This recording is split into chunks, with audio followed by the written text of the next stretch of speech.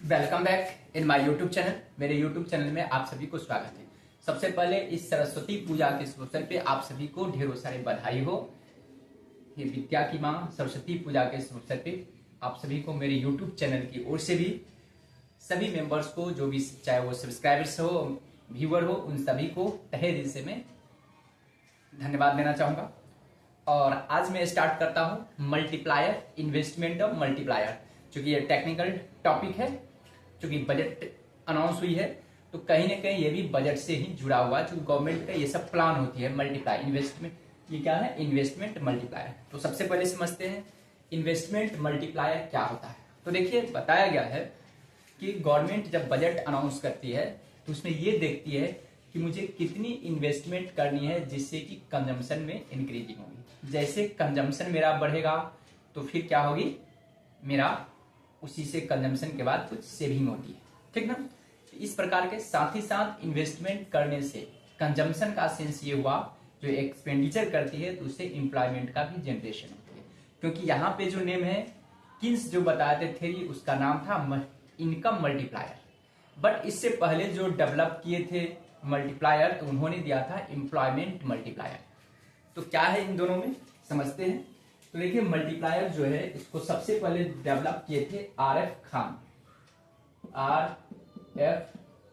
खान ने इसको डेवलप किए थे, ठीक ना, 1931 में, ठीक है। आर.एफ. खान, जिसका नाम दिए थे एम्प्लॉयमेंट मल्टीप्लायर। क्या नाम दिए थे? Employment multiplier.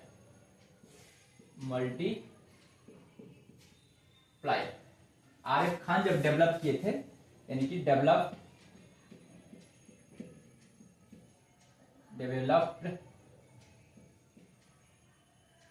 Bye R.F.. Khan. जब आर.एफ. खान ने डेवलप किए थे मल्टीप्लायर थ्योरीज को तो उन्होंने उसका नाम दिए थे एम्प्लॉयमेंट मल्टीप्लायर। बट इसी को रीडेवलप किए, ये रीडिफाइन किए कौन? तो किन्स।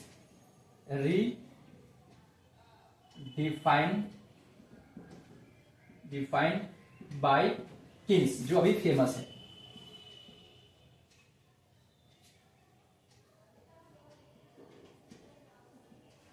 किन्स नामक जो साइंटिस्ट है उन्होंने इसी को डेवलप किया और इसका नाम दे इनकम मल्टीप्लायर। क्या नाम देते? Income multiplier. बातें आपको समझ में आ रही होगी। चूंकि जब आर.एफ. खान ने इस थ्योरी को डेवलप किए थे तो उस समय नाम था एम्प्लॉयमेंट मल्टीप्लायर, और जब इसी को रीडिफाइन किए किन्स तो उसको नाम रखा गया इनकम मल्टीप्लायर। तो अभी जब हम लोग प्रेजेंट में पढ़ेंगे तो उसी को बोला जाता है investment multiplier and it's mechanism, या इसी इनकम मल्टीप्लायर को इन्वेस्टमेंट मल्टीप्लायर भी कहा गया है। क्योंकि इन्वेस्टमेंट और इनकम का एक अपना रिलेशनशिप होती है, इसलिए यहाँ पे इनकम मल्टीप्लायर रखा गया, ठीक ना। क्योंकि गवर्नमेंट जब इन्वेस्टमेंट करती है तो ये कहा जाता है कि इन्वेस्टमेंट करने से एम्प्लॉयमेंट में जनरेशन होती है। किनको कहना था? आर.एफ. खान जी को। लेकिन किन्स जब उसको रीडिफाइन किए तो उन्होंने बताया कि जब गवर्नमेंट इन्वेस्टमेंट करती है, क्योंकि बजट में वो देखती है इन्वेस्टमेंट करनी है, ठीक ना, तो इन्वेस्टमेंट करने से क्या जनरेट होगी? इनकम में असर पड़ती है, इंपैक्ट पड़ती है। तो इसीलिए बोला गया है मल्टीप्लायर थ्योरी में किन्स जो थे उन्होंने बताया था कि multiplier is the relationship between investment and income, ठीक है। मतलब ये एक रिलेशनशिप है किसमें? इन्वेस्टमेंट एंड इनकम में। इसलिए कहा गया है कि दूसरे अनदर डिफाइन किया तो उन्होंने multiplier means the change in income due to change in investment. Investment को चेंज होने से मल्टीप्लायर में कितना चेंजेज होती है, ठीक ना, ये बताया गया था मल्टीप्लायर में। आई होप आपको बातें समझ में आ गया होगा। क्या समझे कि मल्टीप्लायर की मतलब होता है relationship between income and investment, and another sense में multiplier means the change in income due to, मतलब percentage change in income due to percentage change in investment. यानी कि मेरा इनकम में परसेंटेज इन्वेस्टमेंट को चेंज होने की वजह से मेरा इनकम में कितने प्रतिशत चेंज होती है या कितना टाइम चेंजेज होती है। जैसे हम लोग लॉ ऑफ डिमांड में स्टडीज करते हैं, ठीक है। इलास्टिसिटी ऑफ डिमांड में मेजरमेंट करते हैं, क्योंकि लॉ ऑफ डिमांड हम लोग क्या बताते हैं, एक डायरेक्शन बताती है, वो मेजरमेंट नहीं करती है, वो सिर्फ डायरेक्शन करती है कि प्राइस में चेंजेस होने से हमारे क्वांटिटी डिमांड में क्या होती है, चेंजेस होती है। वो ये नहीं बताती है कितना से चेंज होगी, सिर्फ वो बताइए, लॉ ऑफ डिमांड बताती है कि प्राइस में चेंजेस होने से किसी भी कमोडिटी के यूनिट में, ठीक ना, यूनिट के डिमांड में चेंज होती है। और वो एक इनवर्स रिलेशनशिप है, प्राइस इंक्रीज करेगी तो डिमांड डिक्रीज होगी, प्राइस इंक्रीज होगी तो डिमांड इंक्रीज होगी। बट उन्होंने इन द सेम वे वो लॉ ऑफ डिमांड एक डायरेक्शन बताया, वो ये नहीं बताया कि how much quantity demand changes due to change in price. तो उसके लिए क्या आया था, मार्शल जी लेके आए थे elasticity of demand. Elasticity of demand क्या करते हैं, मेजरमेंट करके बताती है कि how much quantity demand changes due to change in price, मतलब कि प्राइस को चेंज होने से क्वांटिटी डिमांड में कितना चेंज होगा, कितना गुना चेंज होगा, कितना अमाउंट से चेंज होगा। तो वो एक एग्जैक्ट मेजरमेंट थी। In the same way multiplier theories में भी किन्स जी बताए कि percentage change in income due to percentage change in investment, ठीक ना। तो अब थोड़ा इस पे हम लोग चलते हैं। और ये भी बताए थे कि multiplier depend on marginal propensity consumption, ये मार्जिनल प्रोपेंसिटी कंजम्पशन पे डिपेंड करता है। क्या समझे, किन्स जी बताए थे मल्टीप्लायर एकदम इजी वे से समझना, मल्टीप्लायर, ठीक ना, इसको डिनोट किया जाता है के से, हमेशा याद रखेंगे, ठीक ना। कहा गया multiplier is a multiplier is a relationship, BW मतलब बिटवीन समझेंगे, multiplier is a relationship between income and investment, ठीक ना। साथ ही साथ बोला गया था multiplier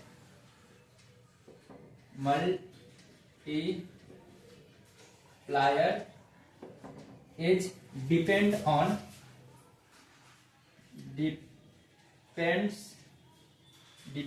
upon marginal propensity consumption, marginal propensity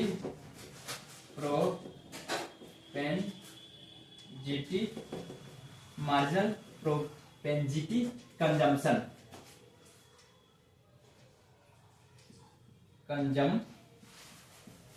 marginal propensity consumption, जिसको हम लोग बोलते हैं MPC, मार्जिनल कंजम्पशन प्रोपेंसिटी, ठीक ना।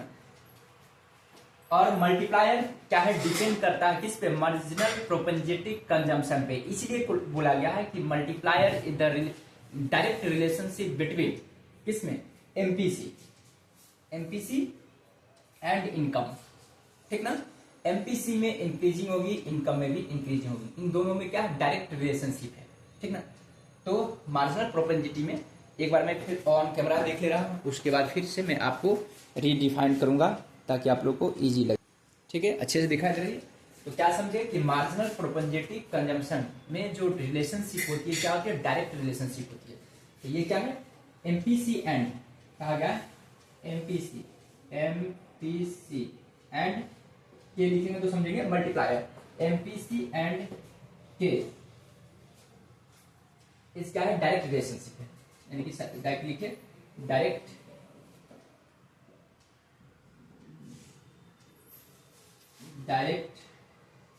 रिलेशनशिप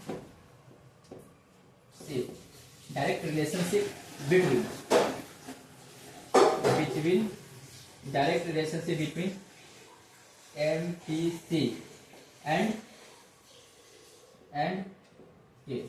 के मतलब मल्टीप्लायर में एक डायरेक्ट रिलेशन होती है। यदि मेरा वेयर, ये देख लीजिए यहाँ पे करता है वेयर, इजी वे से समझना, वेयर इंक्रीज इन एमपीसी, ठीक ना, then increase in MPC, it will be increase in multiplier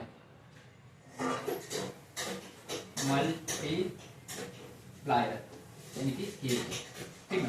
MPC मेरा इंक्रीज करेगा तो क्या होगा, मेरा के भी इंक्रीज होगा। इस बात को हम लोग समझ गए। अब थोड़ा और आगे इसको थोड़ा मोर एंड मोर कॉम्प्रिहेंसिव करते और डिफाइन तो इजी वे से समझेंगे, ठीक है। काफी अच्छा चैप्टर है, क्योंकि इसके जानकारी के बिना हम लोग ना ही बजट को भी इजी वे समझ सकते हैं और ना ही हम लोग कोई कंपटीशन में इस क्वेश्चन को डील कर सकते हैं। तो टेक्निकल चैप्टर है, इसी को समझते चलेंगे किस तरह से कैसे क्या होते हैं। हाँ देखेंगे, पहले मैं देखता हूँ नीचे तक दिखाई दे रही है या नहीं। हाँ सर दिखाई दे रही है। अब मैं चलता हूँ। इसका जो फॉर्मूला होता है के इज इक्वल टू, के मतलब मल्टीप्लायर, के इज इक्वल टू होता है चेंज इन इनकम, वाई का मतलब इनकम अपॉन चेंज इन आई बोले तो इन्वेस्टमेंट, ठीक है। क्या समझे, वाई इक्वल टू हो गया आपको इनकम, ठीक ना, और आई फॉर इन्वेस्टमेंट, ठीक है। यानी कि K equal to change in income upon change in investment. अब आपने क्या पढ़ा कि के जो होती है एक डायरेक्ट रिलेशनशिप होती है किससे, एमपीसी पर, और मल्टीप्लायर जो होती है डिपेंडिंग अपॉन मल्टीप्लायर, मतलब कि डिपेंडिंग अपॉन मार्जिनल प्रोपेंजेटिव कंजम्पशन, ठीक ना, कंज्यूम। इसका मतलब ये हुआ कि एक और इसका फॉर्मूला हो सकती है।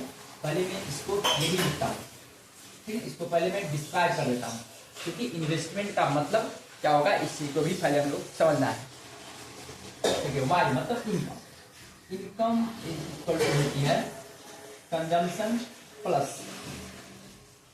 सेविंग, कंजम्पशन प्लस इन्वेस्टमेंट, ये हमेशा याद रखेंगे। क्या होता है, इनकम इज इक्वल टू होता है कंजम्पशन प्लस इन्वेस्टमेंट। क्यों, क्योंकि मेरा सपोज दैट अगर मेरा 100 रुपया इनकम होगा, ठीक है, तो इसको हम दो भागों में बांटेंगे। कुछ ऐसा इनकम होता है जिसको हम लोग अपने ऊपर खर्च करते हैं, मतलब कंजम्पशन करते हैं। तो सपोज दैट यदि मैं 60 रुपये कंज्यूम कर दिया, कर दिया, तो जो रिमेनिंग बचता है मेरा क्या होता है, सेविंग हम लोग जो बोलते हैं। तो सेविंग का मतलब इन्वेस्टमेंट में चला जाता है। तो ये हो जाता है 40 रुपये मेरा क्या हो जाएगा, इन्वेस्टमेंट, क्योंकि ये जो मेरे पास पैसा बचा इसको मैं कहीं इन्वेस्टमेंट कर सकता हूँ, ठीक ना। इसका मतलब ये हुआ कंजम्पशन, ये हुआ, और ये हुआ 40 रुपये इन्वेस्टमेंट, ठीक ना। तो इसलिए बोला गया है income is equal to consumption plus investment, ठीक ना। ये रहा इसका एक अपना फॉर्मूला, ठीक ना। इसलिए ये भी कहा गया कि यदि इनकम में चेंजेज होगी, सपोज दैट इनकम में चेंजेज होगी, तो मेरा कंजम्पशन और इन्वेस्टमेंट में भी चेंजेज होंगे। ऑब्वियसली क्यों, क्योंकि खुद देखिए मैंने 60 और 40 का रेशियो लिया, क्योंकि मेरा खर्चा 60, 100 में 60 रुपीज हुआ, दैट मीन्स 60% मैंने खर्च किया। मेरा 40% 100 में से मैंने 40 रुपीज खर्च किया इन्वेस्टमेंट, इसका मतलब 40। हाँ, लेकिन ये कोई जरूरी नहीं है कि अगर मेरा इनकम जिस रेशियो से बढ़ रही या घट रही है, मतलब परिवर्तन हो रही है चेंज, उसी रेशियो से मेरा कंजम्पशन भी चेंज होगा। सपोज दैट अगर मानकर चलिए कोई पर्सन 10,000 अर्निंग करता है, ठीक है, पर मंथ, तो एक तरह से बहुत लो है उसका इनकम, तो उसको उसी में से जीना है, मतलब कि अपना स्टैंडर्ड लिविंग जिस तरह से इनकम है उसके अकॉर्डिंग वो चलेगा। तो सपोज दैट उन्होंने 10,000 रुपया इनकम करी, तो 10,000 में उन्होंने 8,000 रुपये खर्च कर दिया, ठीक है, 2,000 रुपया उन्होंने सेविंग किया। दैट मीन्स ये हुआ कि 80% उन्होंने कंजम्पशन किया और 20% उन्हें इन्वेस्टमेंट का सेविंग। लेकिन अगर उसका इनकम में चेंज होकर के उसका इनकम हो जाएगा 20,000, ठीक ना। तो ये कोई जरूरी नहीं कि 80% मतलब वो 20,000 का 80% 60 खर्च करे। हो सकता है खर्च तो बढ़ेगा ही, क्योंकि इनकम के अकॉर्डिंग क्या होती है, कंजम्पशन में परिवर्तन होती है, ठीक ना। तो ये कोई जरूरी नहीं 16,000 वो खर्च करेगा। हो सकता है इनकम उसका डबल होकर 20 हो गया, तो उनका कंजम्पशन हो सकता है 14,000 रुपया ही करे, और 6,000 क्या करेगा, वो इन्वेस्टमेंट कर देगा। फिर हो सकता है उस पर 20,000 से हो गया 50,000 रुपया इनकम हो गया, तो वो अब क्या करेगा, हो सकता है 30,000 रुपया वो खर्च करेगा, 20 बचाएगा। इसका मतलब कितना हुआ रेशियो, तो 60 का रेशियो हो गया 20। हो सकता है 20 में ही काम निकाल ले, क्योंकि 50,000 इनकम होगा तो 20,000 रुपये वो खर्च करेगा, 30,000 रुपये इन्वेस्टमेंट करेगा। तो यहाँ पर फिर 40 और 30 का रेशियो हो गया, फिर और इनकम, जैसे जैसे मोर एंड मोर क्या होगा, इनकम में इंक्रीजिंग होगा, तो कंजम्पशन में इंक्रीजिंग होगा more and more, but not a same proportionate, मतलब प्रोपोर्शनेटली सेम नहीं होती है, क्योंकि जिसको बहुत ज्यादा इनकम है, सपोज दैट अगर धीरू भाई अंबानी को मैं बात करूं, उनका इनकम अगर सपोज दैट एग्जांपल लेता हूं 100 बिलियन है, तो क्या 100 बिलियन का वो 60% 60 बिलियन वो खर्च नहीं कर पाएंगे, कंजम्पशन नहीं कर पाएंगे, तो समझ सकते हो। तो वही कहा गया है कि मल्टीप्लायर जो है, ठीक ना, एक डिपेंड करता है मार्जिनल प्रोपोर्शनलिटी कंज्यूम पे, ठीक ना, कि आप कितना कंज्यूम करते हैं, ठीक ना। तो ये रहा, तो इसलिए कहा गया चेंज इन, इसलिए मैं इसको लिख सकता हूं change in income is equal to change in consumption plus change in investment, ठीक है। मैं एक बार देख लेता हूं क्या ये साइड में आप लोगों को दिखाई दे रहा है क्या नहीं। हाँ सर दिखाई तो दिखाई दे रही है। अब मुझे क्या है, इन्वेस्टमेंट में निकालूंगा, अगर आई की मैं बात करूं, इसको मैं इधर लिख सकता हूं ऐसे भी, तो change in investment is equal to ये भी होगा, ये इधर चला जाएगा, ठीक ना। तो ये क्या होगा, ये हो जाएगा, इसको मैं माइनस में भी लिख सकता हूं, change in income, change in क्या हो जाएगा, income minus change in consumption, change in income, change in income minus change in क्या होगा, कंजम्पशन, ठीक है। चेंज इन इनकम, इनकम में अगर का मतलब होता है इन्वेस्टमेंट माइनस कंजम्पशन, इन्वेस्टमेंट में से यदि मैं कंजम्पशन को लेस कर दूंगा तो ये कहलाए। अब समझना ये है, एक और के इज इक्वल टू, इसलिए बोला गया K is equal to 1/1 minus MPC होती है, एमपीसी होती है। और मैं इसी को लिख सकता हूं, चूंकि एमपीसी मार्जिनल प्रोपोर्शनलिटी कंजम्पशन, 1 में से मैं एमपीसी को लेस कर दूंगा तो मेरा क्या होगा, सेविंग हो जाता है, मार्जिनल प्रोपोर्शनलिटी सेविंग, इसलिए मैं इसको ये भी लिख सकता हूं 1/MPS, यानी कि मार्जिनल प्रोपोर्शनलिटी सेविंग, क्योंकि मेरा 1 रुपया होता है एमपीसी प्लस सेविंग मिला करके, ठीक ना। बात समझ में आ रही है, क्योंकि यहां से मैंने लिखा हूं, इससे आपको पता चल सकता है consumption plus investment is equal to क्या होता है, इनकम, मतलब ये 1 रुपया है, तो इन दोनों को ऐड करने के बाद तो मेरा एमपीसी मार्जिनल प्रोपोर्शनलिटी कंजम्पशन, मतलब 1 रुपया इनकम में से मैं कंजम्पशन को लेस कर दूंगा तो क्या मेरा सेविंग निकल के आएगा, ऐसे भी समझ सकते हैं। यानी कि ये कि यहाँ पे मैं कह सकता हूं MPC plus MPS is equal to 1, ठीक है, कोई दिक्कत है यहाँ पे, क्योंकि marginal proportionality consumption plus MPS marginal proportionality saving मिलाकर 1 रुपया होगा, मतलब मेरा इनकम होगा, तो वो पोर्शन को मैंने खर्च कर सकता हूं और कुछ सेविंग कर सकता हूं, इस चीज को याद रखेंगे, ठीक है। तो यही एक फॉर्मूला होगा, ठीक है। अब मैं क्या करने वाला हूं, उसमें एक छोटा सा मैं एग्जांपल लूंगा, देखता हूं मेरे पास बुक है तो मैं एक छोटा सा एग्जांपल लूंगा, ये मल्टीप्लायर का एक क्वेश्चन है, ठीक ना। इसमें छोटा सा देखिए, कहता है if MPC adopt the following value what will be the multiplier, if MPC दिया हुआ है, कहता है क्वेश्चन में, मैं एग्जांपल ले रहा हूं, एग्जांपल, ठीक ना, एग्जांपल में कहता है इफ एमपीसी, ठीक ना, आपको दे रखा है MPC adopt the following value what will the multiplier, MPC का वैल्यू दे दिया है, तो आपको कैलकुलेट करना है क्या चीज, मल्टीप्लाई के इज इक्वल टू वाट, ठीक है, जिसमें आपको 1 में दिया है एमपीसी इक्वल टू 0 है, ठीक ना। उसके बाद 2 में 0.4 है, 2 में 0.4 है, 3 नंबर में दिया है आपको 1 है, आपको क्या निकालना है, के निकालना है, आपको एमपीसी दे दिया है, ठीक है, तो इसमें 0 में देता है, के इक्वल टू क्या होगा, के इक्वल टू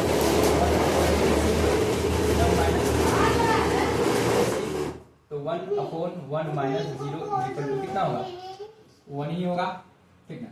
फिर दूसरा केस में k is equal to 1 minus MPC, यानी कि 1/1 माइनस 0.4 इज इक्वल टू कितना होगा, इसको मैं लेस करूंगा तो 1/, कितना होगा 0.6 इज इक्वल टू 6 इकाई से 1 पॉइंट बच रहा है कितना 40, 6 1 36 6 1 36, मतलब 6 7 में कर सकता हूँ, तो ये कहता है k इज इक्वल टू 1 है, तो 1 plus 1 minus 1 is equal to 1 upon 0 is equal to infinite होगा, ठीक ना। तो मैंने बताया भी था कि एमपीसी जो होती है कि multiplier is a depend upon MPC, यानी कि इन दोनों में क्या है, एक डायरेक्ट रिलेशनशिप है। ये जहां पे मेरा एमपीसी इंक्रीज करेगा वहीं पे मेरा मल्टीप्लायर भी इंक्रीज करेगा। यदि मेरा एमपीसी डिक्रीज होगा तो मल्टीप्लायर भी डिक्रीज करेगा। जैसा कि आप यहाँ पर देख पा रहे होंगे, जैसे जैसे देखिए एमपीसी में इंक्रीज करते जा रहा, मेरा के भी इंक्रीज करते जा रहा, ठीक है।